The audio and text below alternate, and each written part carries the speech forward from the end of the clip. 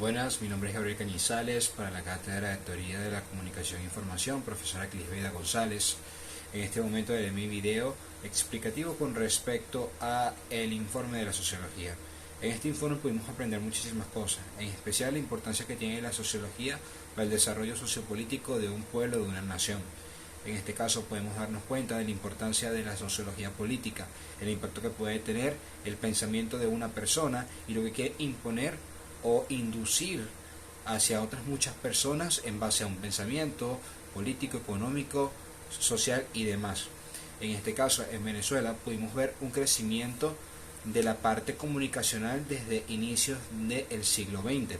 Desde el principio nos dimos cuenta que Venezuela fue un país que se fue sumando a la construcción social desde la parte comunicacional, empezando por las radios, luego una sucesión con respecto a lo que fueron la prensa escrita. Obviamente primero llegó la prensa, luego la radio.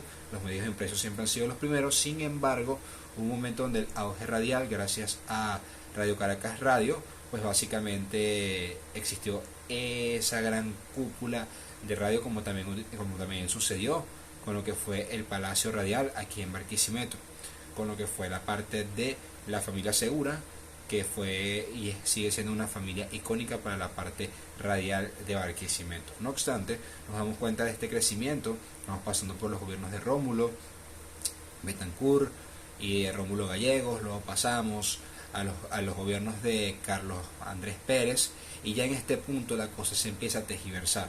¿Por qué? Porque los medios de comunicación empiezan a tener una participación tan activa que su posición con respecto al gobierno empieza a demostrar lo que sería imparcialidad absoluta, quizás hablando un poco mal del gobernador, de los gobernadores, de la persona que está en el gobierno, a tal punto de que este pequeño desenlace y equivocación que llegan a tener los medios de comunicación, no por expresar lo que sentían, sino por quizás querer meter un poquito el pie a dicho presidente, pues hizo que luego esa idea de socialismo, de nacionalismo, de populismo presentada por Hugo Chávez a finales del siglo XX, principios del siglo XXI, pues empieza el cierre de concesiones, el cierre de lugares, el cierre de periódicos, de radios y demás.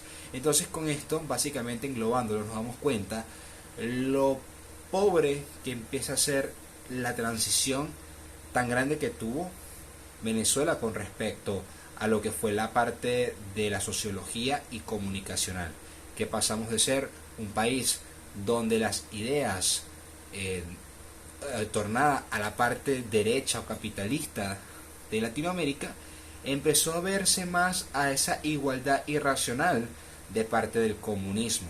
Ahí es donde podemos tocar a lo que es la escuela de Frankfurt y demás teorías que van más defendiendo el capitalismo y otras que van defendiendo más al socialismo o el comunismo. Y de esta manera nos damos cuenta de que esto existe desde inicios de lo que es la historia de la humanidad. Pero ya con un nombre propio, ya para esta época, pues Venezuela empieza a tener una percepción social muy distinta a lo que fue el siglo XX. Una percepción donde aquella igualdad disfrazada termina siendo una desigualdad o un quiebre social de clases bastante grande, y empieza la escasez de papel, la comunicación se vuelve más monitoreada por el gobierno, entonces terminamos teniendo todo este tipo de problemas. Pero, sin lugar a dudas, Venezuela tiene mucho que trabajar para la parte comunicacional. Muchísimas gracias por su atención.